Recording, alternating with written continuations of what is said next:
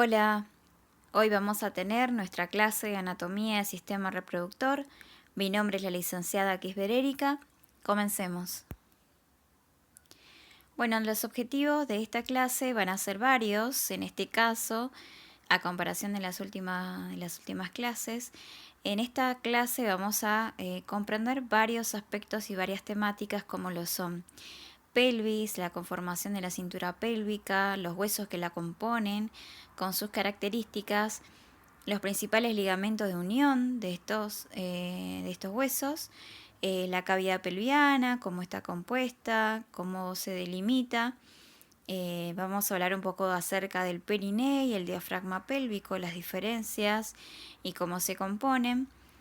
Vamos a ver también las características y los órganos que componen tanto el aparato reproductor masculino como el femenino y las glándulas accesorias de ambas. Continuemos. Bueno, vamos a hablar un poco acerca de pelvis, ¿sí? Pelvis es la región topográfica más baja de la cavidad abdominopelviana. En ella se van a disponer elementos que van a pasar a los miembros inferiores, así como elementos que van a comunicarla con el exterior a través del periné. Va a estar conformada por la cintura pélvica y los órganos que se encuentran en la cavidad que van a rodear esta cintura pélvica. Bien, entonces vamos a tener que dentro de lo que es la pelvis, vamos a tener diferentes órganos, ¿sí? Y estructuras que van a dirigirse hacia los miembros inferiores y los órganos pélvicos que van a tener relación hacia el exterior por medio del periné. Eso es lo que estamos tratando de decir.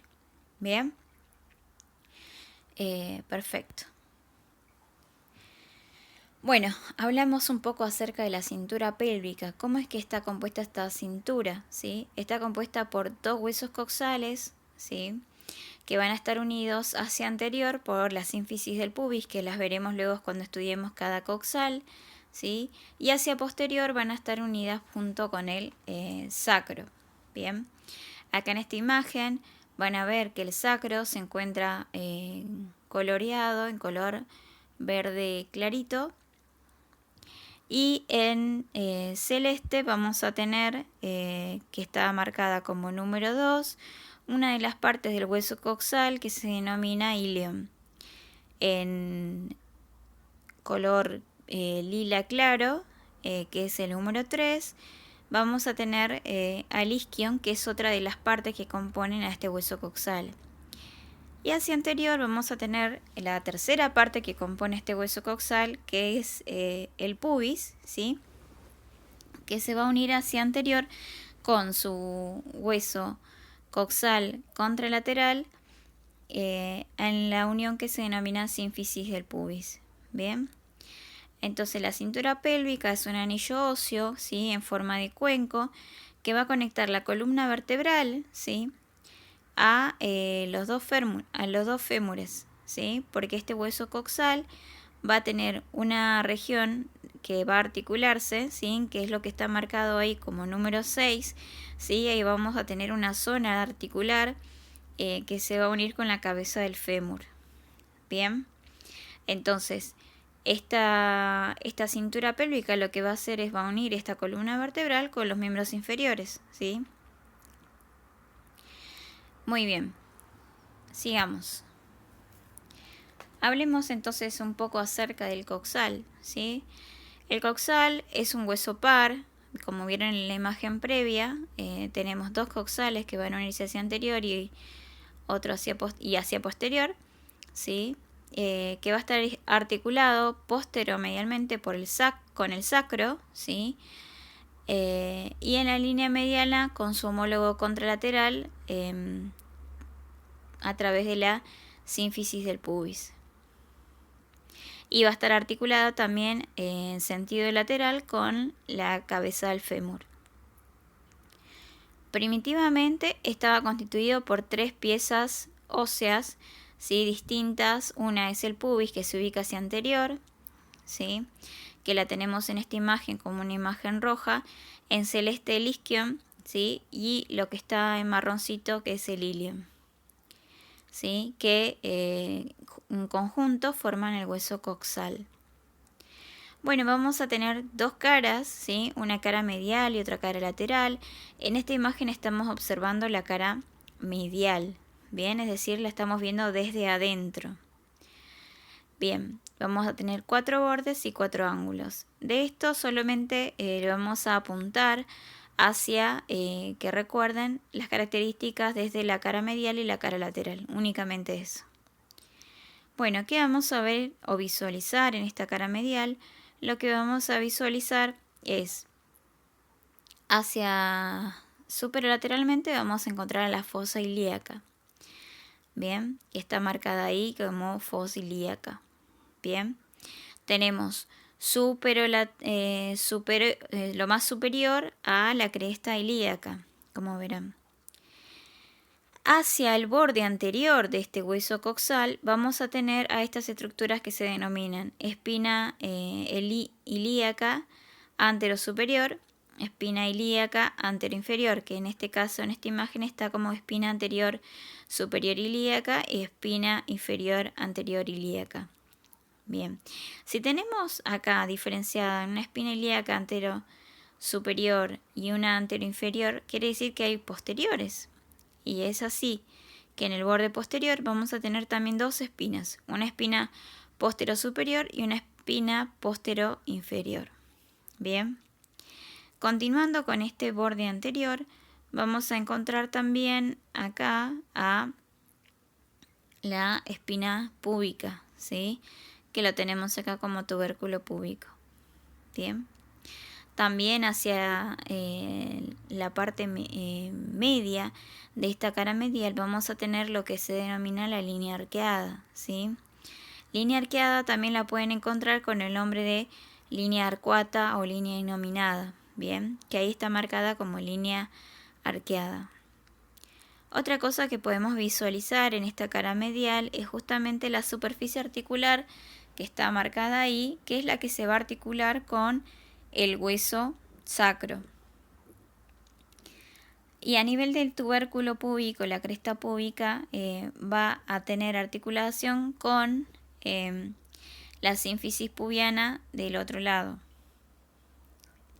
del coxal contralateral. Bien, del borde posterior habíamos mencionado la espina ilíaca postero superior y postero inferior, pero también vamos a tener un accidente óseo súper importante que se denomina espina ciática, que en este caso, en esta imagen, está marcada como espina isquiática. Bien, esta espina ciática es súper importante porque me delimita dos espacios, ¿sí? Dos escotaduras, una hacia superior de esta y otra hacia inferior. Bien, la que se encuentra hacia superior vamos a denominarla escotadura ciática mayor, y la que se encuentra por debajo de esta espina ciática vamos a decirle escotadura ciática menor. Bien, ¿por qué es importante y por qué la nombramos? Porque a través de estas escotaduras, tanto como la ciática mayor y menor, van a pasar estructuras vasculonerviosas hacia la pelvis o salen de la pelvis por esta y se dirigen hacia los miembros inferiores. Bien. En el borde superior dijimos que vamos a encontrar la cresta ilíaca y en el borde inferior vamos a tener la rama inferior de la pubis y la rama inferior del isquion.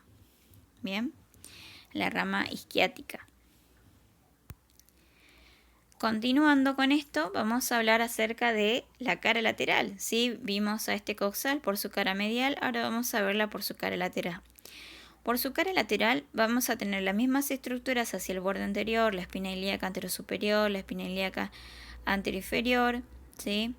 El cuerpo del pubis, hacia el borde inferior vamos a tener la rama inferior del pubis, a la rama isquiática, ¿sí? En el borde posterior vamos a tener a la espina ciática con su escotadura ciática mayor, escotadura ciática menor, ¿sí? Que en este caso está como muesca ciática menor y muesca ciática mayor, ¿sí? También vamos a ver en esta cara, ¿sí? A las líneas glúteas. ¿Por qué? Porque en este hueso se van a insertar los distintos músculos glúteos, ¿sí? Glúteo mayor, medio y menor. Entonces deja marcada en el hueso, en las inserciones que van a tener, estas musculaturas. Y otra de los accidentes súper importantes que vamos a encontrar en esta cara lateral va a ser el acetábulo. Bien, el acetábulo, ¿sí? O también lo pueden encontrar en alguna bibliografía como cótilo. Es una cavidad redondeada, muy profunda, circunscripta por un reborde circular saliente, ¿sí? Que lo ven ahí, que forma como una especie de media luna, ¿sí? Que es el borde acetabular o ceja cotiloidea, ¿sí? Que va a estar interrumpida en su parte inferior por la escotadura acetabular o isquiopúbica. ¿Ven? ¿Por qué es isquiopúbica? Porque justamente se forma de la unión del isquion con el pubis. Entonces en esta acetábulo vamos a encontrar una carilla articular, ¿sí? Y una carilla que no articula, ¿bien? Lo que no articula es la fosa acetabular, es lo que está más profundo, que es lo que queda como en el medio. Y lo articular es esa carilla semilunar que se encuentra hacia el exterior, hacia los bordes de esta fosa acetabular, que es la que va a tener en contacto con la cabeza del fémur. Ahora vamos a hablar acerca un poquito del sacro y del coxis, que es otro de los huesos que forman esta cintura pelviana, ¿sí? Cintura pélvica. El sacro está situado en la parte posterior de la pelvis, ¿sí? Entre los huesos coxales, y se van a distinguir en él una cara anterior, ¿sí? Una cara posterior y dos caras laterales. Tenemos que la cara anterior, ¿sí? Que es la imagen que tienen ahí como vista anterior, vamos a encontrar la que es cóncava, hacia adelante y abajo, y va a presentar las líneas transversales. ¿Sí? ¿Qué son estas líneas transversales? Que como verán en la referencia, son exteriorizaciones de las soldaduras de las 5 vértebras sacras, ¿sí?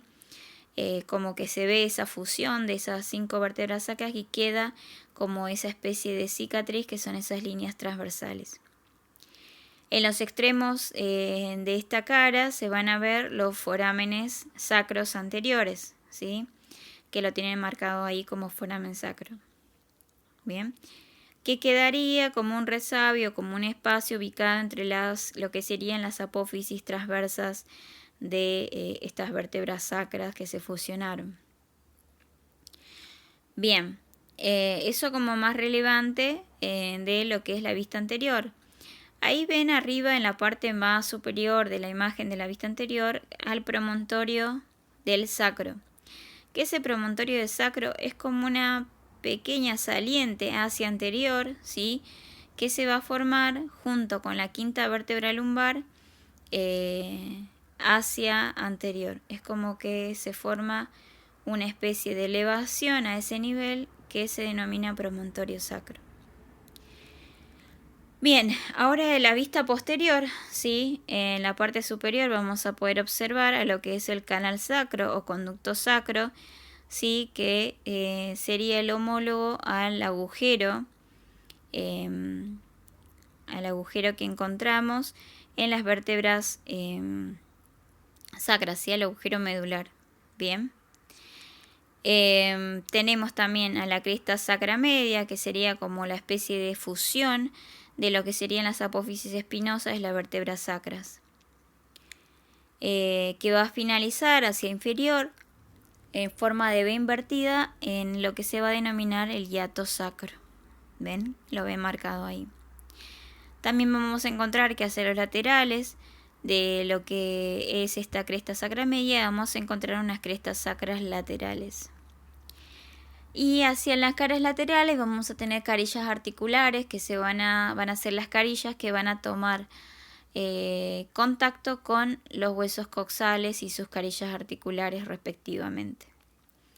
La base va a ser hacia superior, ¿sí? Y un vértice va a ser hacia inferior, que va a ser la que va a estar en contacto con el hueso coxis. El hueso coxis resulta de la fusión de las 4 o 5 vértebras atrofiadas, ¿sí? Que tiene forma triangular irregular. la verdad que su función es irrelevante. Vamos a hablar acerca de un poco de los ligamentos de unión. Esta cintura pélvica es súper importante que reciba un refuerzo, ¿sí? En su unión, ¿sí? De esta imagen, que sería una vista anterior, donde se reseccionó la sínfisis del pubis y parte de la rama isquiática en este hueso coxal. Vamos a ver como los más preponderantes de esta vista anterior al ligamento longitudinal anterior, que se ubica delante de los cuerpos vertebrales lumbares y sacro. Después vamos a tener al ligamento sacro ilíaco anterior, como verán en el sacro con el ilio. Y acá vemos lo que les decía previamente. Tenemos al ligamento sacroespinoso, ¿sí? Que este ligamento lo que va a hacer es unir el sacro a la espina ciática que les había mencionado previamente, que era uno de los accidentes del borde posterior del coxal. Y vamos a tener también al ligamento sacrotuberoso. Bien. Esta unión del sacro con la tuberosidad isquiática, ¿sí? Van a determinar tanto el ligamento sacroespinoso como el ligamento sacrotuberoso dos espacios, ¿sí? Van a ver que se forman como forámenes. Uno es el foramen ciático mayor y el otro es el foramen ciático menor. Son espacios que también son importantes, al igual que las escotaduras ciática mayor y menor, ya que junto con estas escotaduras van a formar justamente este espacio por donde van a pasar estructuras vasculonerviosas. Desde la vista posterior vamos a tener a los ligamentos sacroilíacos posteriores, justamente están uniendo al sacro con el ilion, ¿sí? Hacia posterior. Y nuevamente vamos a ver al ligamento sacroespinoso y al ligamento sacrotuberoso, que son los más importantes. Ahora vamos a hablar acerca de la cavidad pelviana. Bien, la cavidad pelviana va a ser una cavidad que se va a enmascarar o delimitar por lo que son las paredes de la pelvis. Bien. Para hablar de estas paredes de la pelvis, vamos a hablar de una abertura superior de la pelvis, ¿sí? Que va a estar limitada en dirección posterior por el promontorio, lateralmente por las alas del sacro, la línea arqueada, ¿sí? O arcuata que les había mencionado, o línea innominada, y la eminencia iliopúbica. En dirección anterior por la sínfisis y el borde superior de la pubis. Y los diámetros de esta abertura superior de la pubis son importantes para los ginecólogos y los obstetras, ya que por allí debe pasar la cabeza del feto durante el parto, ¿sí? Entonces, esa delimitación de estas estructuras óseas que fui nombrándoles va a marcar determinadas longitudes de diámetros que son importantes a la hora de una mujer embarazada cuando tiene que el feto atravesar su cabeza por este espacio.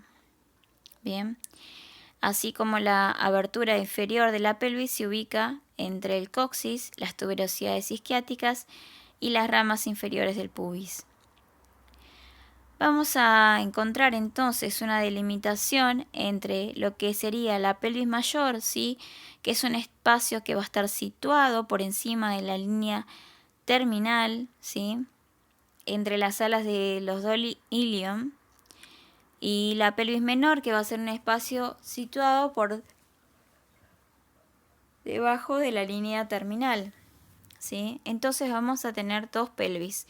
Una pelvis superior o falsa, ¿sí? Que va a estar delimitada por el promontorio hacia posterior, las alas del sacro, la línea innominada, ¿sí? La línea arcuata, la cresta pectínea, la espina del pubis y el borde superior de la sínfisis del pubis.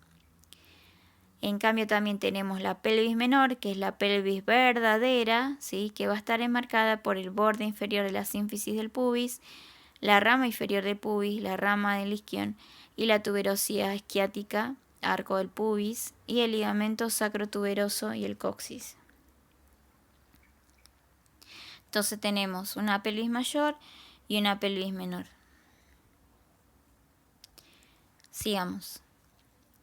Tenemos también al diafragma pélvico, ¿sí? Que el diafragma pelviano es el piso muscular de la pelvis, ¿sí? Va a formar parte de la mayor parte del suelo pélvico, y en sus regiones anteriores vamos a contener un defecto en forma de U, ¿sí? Que son estos músculos que van a formar esa especie de U, y se va a relacionar con los elementos del aparato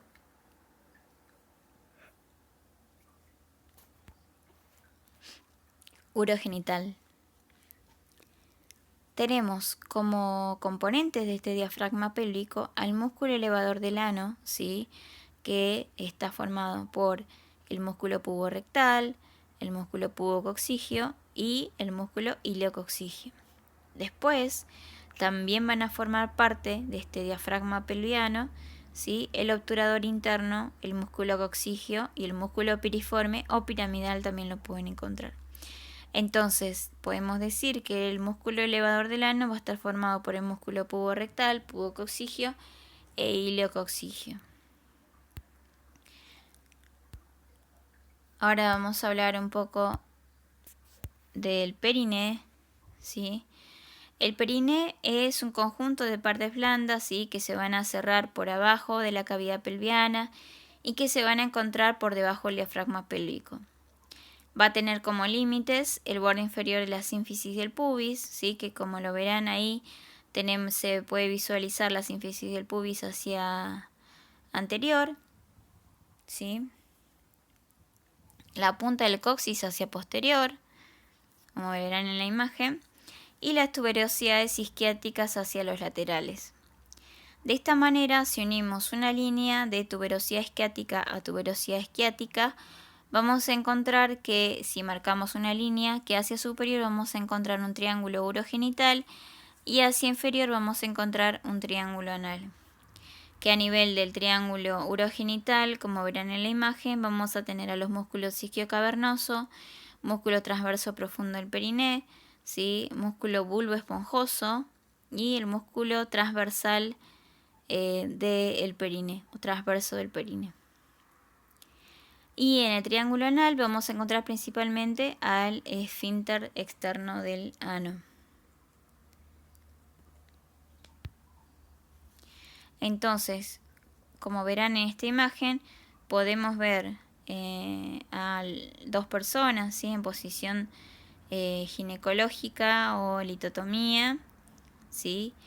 Donde se puede visualizar ese periné con su forma romboidal, ¿sí? Uniendo hacia una línea por las dos tuberosidades isquiáticas, ¿sí? Que me van a formar un triángulo anterior o urogenital y un triángulo posterior o anal. Bien, como verán, ese periné tiene forma romboidal, ¿sí? Va a estar comprendido por un marco osteofibroso, ¿sí?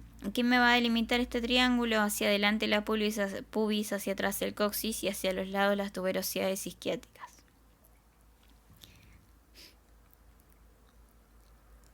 Seguimos. Como verán, esta es otra imagen, ¿sí? Donde tenemos al músculo isquiocavernoso, ¿sí? Tenemos al esfínter externo del ano, así en el triángulo anal, que se encuentra hacia posterior, ¿sí? El músculo elevador del ano, que habíamos hablado previamente, el músculo transverso superficial del periné y el músculo bulbo esponjoso. Acá tenemos nuevamente otra imagen, ¿sí? Con el músculo isquiocavernoso, el músculo bulbo esponjoso y el músculo transverso superficial del periné. Para el hombre también tenemos el músculo bulbo esponjoso y en este caso, como es de un individuo masculino, vamos a encontrar el rafe medio y en el caso de las mujeres vamos a encontrar justamente orificios para el orificio vaginal y el meato urinario. Vamos a hablar entonces ahora del sistema reproductor masculino. vamos a encontrar que el sistema reproductor masculino va a estar compuesto por órganos que son genitales internos y otros externos. Bien. Los principales componentes van a ser el testículo, epidídimo, conducto deferente, conducto eyaculador, la uretra, el pene. Y las glándulas accesorias van a ser la próstata, par de vesículas seminales y glándulas vulvoretrales. Vuelvo a la imagen anterior, quiero que vean las imágenes, vean el testículo, el escroto que lo recubre, epidídimo que se ubica hacia posterior, conductos deferentes, vesículas seminales, próstata, la uretra, pene, que es el órgano copulador. Acá vemos otra imagen, también con los diferentes componentes del sistema reproductor masculino, como el testículo, epidídimo, conducto deferente, vesícula seminal, uretra masculina con sus diferentes porciones que lo veremos posteriormente. Acá nuevamente tenemos otra imagen, ¿sí? Con los diferentes componentes que corresponden al aparato reproductor masculino, ¿sí? El pene, que está ahí como número 1, ¿sí? Los cuerpos cavernosos, cuerpo esponjoso, que eso lo vamos a ver cuando veamos al pene dentro de unas cuantas diapos más adelante, al prepucio, glande que se encuentran en la extremidad, ¿sí? Del pene, el orificio uretral también, escroto, testículos, epidídimo, conducto deferente, vesícula seminal, ¿sí? Vejiga urinaria, vamos a ver la relación que tiene, la próstata, la uretra y las glándulas de Cooper. Vamos a hablar ahora acerca del escroto, ¿sí? El escroto o sarco escrotal es un conjunto de envolturas, ¿sí? Que van a cubrir y alojar a los testículos y a las vías secretoras fuera del abdomen. Esta zona de la piel, ¿sí? En forma de saco, bolsa, va a estar cubierta de vello púbico y va a presentar características particulares, ¿sí? Como es ser compuesta por diferentes capas. Vamos a tener que la capa más superficial va a ser la piel. A esta le va a continuar dartos, que es la fascia superficial del escroto. El cremáster, fascias y músculos cremastéricos. Fascia espermática interna, lámina parietal de la túnica vaginal y la lámina visceral de la túnica vaginal. Estas son todas las capas que van a componer a este escroto. Ahora vamos a hablar acerca de los testículos, ¿sí? Los testículos están situados inferiormente al pene, ¿sí? En el escroto. Tienen forma ovoide. Y embriológicamente se van a situar a cada lado de la columna vertebral y enseguida van a descender en el momento del parto, ¿sí? Van a presentar dos caras, una medial y otra lateral, dos bordes, uno anterior y otro posterior. Es sobre este borde posterior que va a descansar el epidídimo y va a llevar, después hablaremos un poquito más de epidídimo, dos extremos o dos polos, superior e inferior. Y respecto a la configuración interna, podemos visualizar que en el interior tenemos a la túnica albuginea, ¿sí? Que forma, que es una membrana fibrosa gruesa, ¿sí? Que está constituida por haces entrelazados de fibras de colágeno, ¿sí? Que va a rodear al testículo y le va a enviar tabiques conjuntivos que van a separar, que son los tabiques testiculares, a este testículo en lobulillos testiculares, que se van a encontrar formadas por túbulos seminíferos, ¿sí? Estos túbulos seminíferos van a desembocar en la red testicular, ¿sí? Y de ahí van a pasar los espermatozoides y todo lo producido en estos túbulos seminíferos a la cabeza del epidídimo. Estuvimos mencionando epidídimo, pero ¿qué es el epidídimo? El epidídimo es un conducto largo y contorneado que va a discurrir a lo largo de la cara posteromedial del testículo, ¿sí? Y vamos a diferenciar en este epidídimo también partes, como los es la cabeza, el cuerpo y la cola.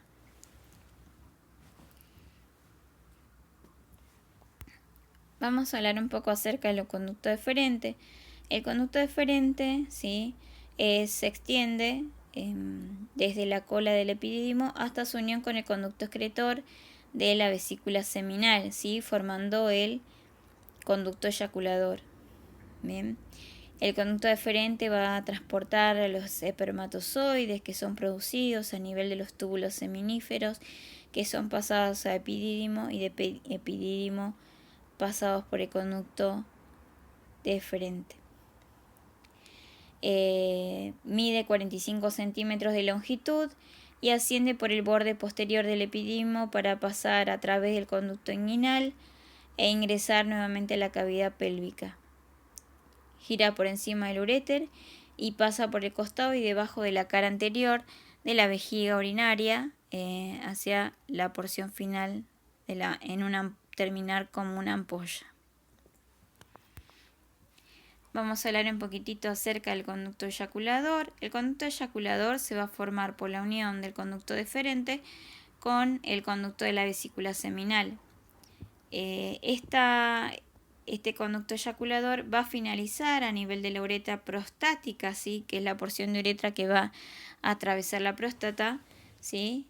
Secretándole justamente el espermatozoide producido y la secreción de la vesícula seminal. Este conducto eyaculador puede llegar a medir 2 centímetros de longitud y se va a formar, bueno, como les dije previamente, por la unión de la ampolla del conducto deferente y los conductos de las vesículas seminales. Continuemos. La uretra. La uretra, ¿sí? Va a tener un recorrido, ¿sí? Hacia el exterior. Entonces, vamos a encontrar que tenemos una uretra prostática, ¿sí? Que es una uretra que va a estar en relación con la próstata, es más, la atraviesa.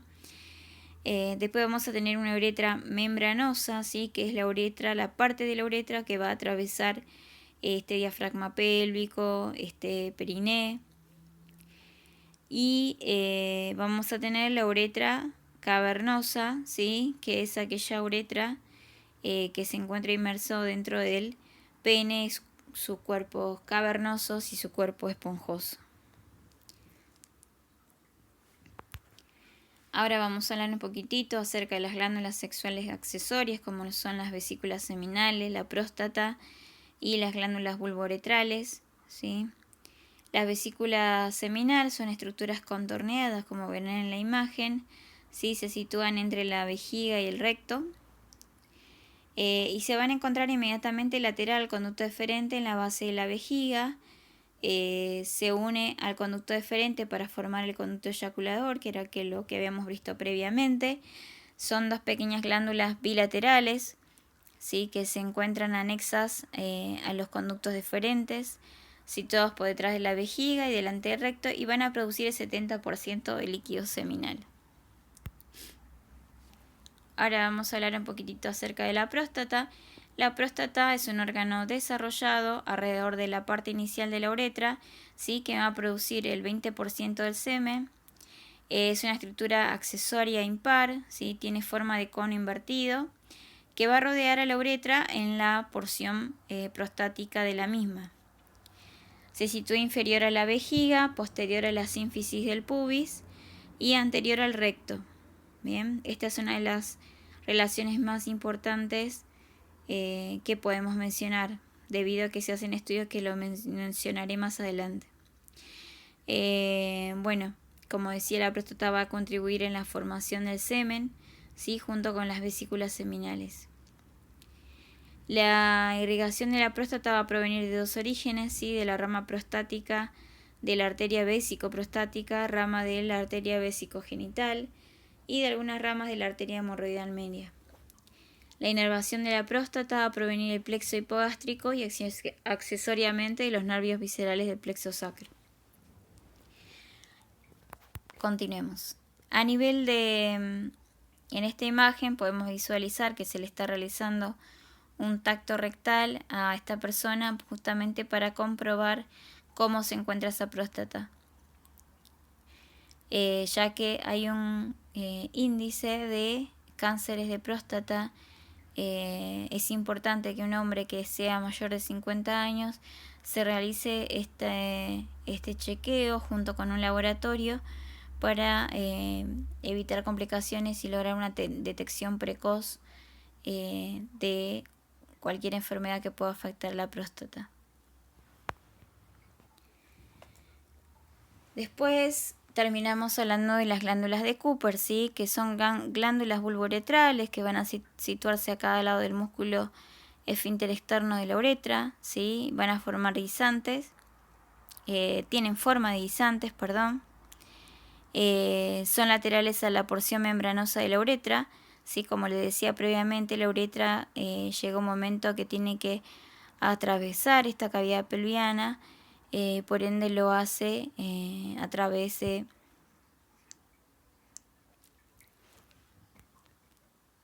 perdón,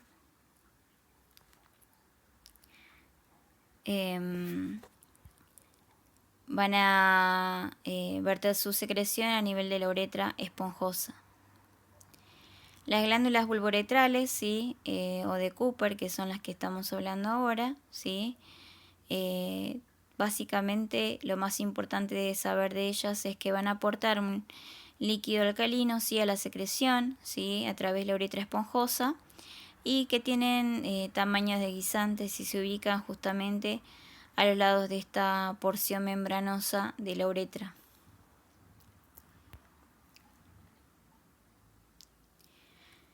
Muy bien, ahora vamos a hablar acerca un poco del pene, ¿sí? El pene es el órgano copulador situado por debajo de la sínfisis del pubis, por arriba del escroto, ¿sí? Tiene forma cilíndrica, pende y se ubica dentro del escroto, delante del escroto, perdón. La longitud puede ser variable de 10 a 12 centímetros en el adulto, ¿sí? Y va a presentar distintas partes que son las que están marcadas en la imagen. Y vamos a tener una raíz, que es la porción más proximal, que en esta imagen la podemos ver como base. Y un cuerpo, ¿sí? Que va a estar compuesto principalmente por estos cuerpos cavernosos y cuerpo esponjoso. Y el glande, que se encuentra hacia anterior, ¿sí? Es el cuerpo esponjoso que se va a expandir para formar el extremo del pene. Como verán en la imagen anterior que les quería mostrar, ahí se pueden visualizar los dos cuerpos cavernosos y el cuerpo esponjoso, y en medio del cuerpo esponjoso tenemos a la uretra en su porción esponjosa. Acá tenemos al pene, ¿sí? Con el cuerpo esponjoso y los cuerpos cavernosos, y a la uretra recorriendo este mismo, ¿sí? En su porción esponjosa. Vamos a hablar acerca del sistema reproductor femenino. El sistema reproductor femenino vamos a también, al igual que en el sistema reproductor masculino, órganos genitales internos y externos. Los órganos genitales internos van a ser justamente la vagina, el útero, las trompas de falopio y los ovarios. Vamos a empezar hablando por uno de ellos, que es la vagina. ¿Sí? La vagina es un órgano músculo-membranoso, ¿sí? Que va a ir desde el útero hasta la vulva, ¿sí? Va a constituir el órgano femenino de la copulación y como canal de parto en la mujer embarazada. Es un órgano impar y mediano. De esta, las relaciones más importantes que tiene es hacia anterior a la vejiga y hacia posterior al recto. En el extremo superior vamos a encontrar los fondos de sacos vaginales y en el extremo inferior vamos a encontrar al vestíbulo, a los labios menores, que los veremos más adelante. Vamos a hablar un poquito acerca del útero, ¿sí? Como verán, los órganos es necesario saber lo básico, características principales de cada una de ellas, pero no más que eso. El útero, bueno, es un órgano muscular, hueco, cuya cavidad va a estar tapizada por mucosa, que la veremos más adelante, ¿sí? Que se denomina endometrio, destinado a recibir al huevo fecundado, albergar el feto durante la gestación y expulsarlo en el momento del parto. Eso es lo que sucedería fisiológicamente. Entonces podemos ver en esta imagen al cuerpo, al istmo y al cervix, ¿sí? O cuello uterino. El fondo es parte del cuerpo, ¿sí? El fondo uterino es parte del cuerpo. Ahora vamos a hablar acerca de la constitución anatómica de este útero. Sí, va a presentar 3 capas de adentro hacia afuera, se denominan endometrio, miometrio, serosa o perimetrio. Bien, que lo verán en esta imagen. El endometrio va a tener una capa funcional y una capa basal, ¿sí? Ahora le vamos a ver por qué. En un ratito, que va a renovarse en cada ciclo menstrual de la mujer.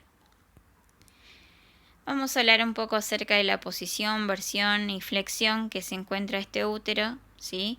La posición de este útero va a estar relacionada con la ubicación del útero en la pelvis ósea y podemos decir que se ubica en el centro de la excavación pelviana. En cuanto a lo que es la versión, ¿sí? La versión lo que va a hacer es relacionar el eje longitudinal del útero con el eje de la vagina. Se van a cruzar este mismo a nivel del istmo. Como verán en esta imagen, tenemos al eje de la vagina, al eje del cuerpo uterino, ¿sí? Que se van a realizar una intersección, con el eje del cuello uterino y van a encontrar ahí el ángulo de anteversión, ¿sí? Que está como vertido hacia adelante, hacia anterior. Y la flexión se va a referir a la relación entre el eje del cuerpo uterino, ¿sí? Y la del eje del cuello uterino, ¿sí? Esta intersección de estos dos ejes va a formar lo que es el ángulo de la anteflexión. Entonces podemos decir que el útero se encuentra en una posición normal en anteversoflexión, que es lo que tenemos en esta siguiente imagen. Tenemos al útero en anteversoflexión. Cuando el útero se encuentra en retroversoflexión, se encuentra de esa manera, puede ser por posibles embarazos que haya tenido la mujer, que el útero no volvió a su posición fisiológica. Después vamos a hablar acerca de un poco de los medios de fijación del útero. El útero está principalmente sujeto por el diafragma pélvico, el diafragma urogenital, ¿sí? Y otra de las principales medios de fijación es la vagina, ¿sí? Otra de esas cosas es las dependencias peritoneo, ¿sí? Como podemos ver en diferentes ligamentos, como el ligamento redondo del útero, el ligamento uterosacro y el ligamento cardinal. Ahora hablemos un poquito de irrigación del útero, ¿sí? Vamos a tener que de la arteria uterina van a emerger arterias que se denominan arterias arqueadas, que lo que van a hacer es dar irrigación a este endometrio de este útero que está probablemente, en el caso de qué ciclo de menstrual esté la mujer, prepararse para un posible anidamiento. Es por eso que están súper vascularizados. Tenemos las arterias espiraladas, arterias rectas, ¿sí? Y acá tenemos la constitución anatómica o histológica, como lo verán, el endometrio, miometrio y el perimetrio serosa, ¿sí? El miometrio corresponde solamente a la parte muscular de este órgano. En esta otra imagen también vamos a ver lo que es la irrigación, ¿sí? La capa funcional y la capa basal de este endometrio, y a ese le sigue el músculo. Continuamos con las trompas de falopio, ¿sí? Las trompas de falopio son conductos musculares que van a conectar los ovarios al útero, ¿sí? O matriz, depende cómo lo llamen. Sus funciones van a estar relacionadas con la ovulación, ¿sí? La fecundación y el embarazo. Es decir, son aviductos que van a servir de transporte o tanto para el óvulo como para el espermatozoide. Y hacia laterales se va a comunicar con el ovario a través de las fimbrias. Los ovarios. Los ovarios son las gónadas femeninas productoras y secretoras de hormonas sexuales y óvulos, como lo es así los testículos. ¿Sí? Son estructuras pares que van a tener forma de almendra. Pesan alrededor de 6 a 7 gramos. Se encuentran fijados a ambos lados del útero, ¿sí? Por los ligamentos útero-ováricos, ¿sí? Que los sirven como medio de sujeción. Bueno, justamente el ovario posee medidas de sujeción que les mencionaba previamente, como el ligamento uterovárico, el ligamento suspensorio y el mesovario. Vamos a hablar un poco acerca de la irrigación, estas estructuras que estuvimos viendo, como los órganos genitales femeninos.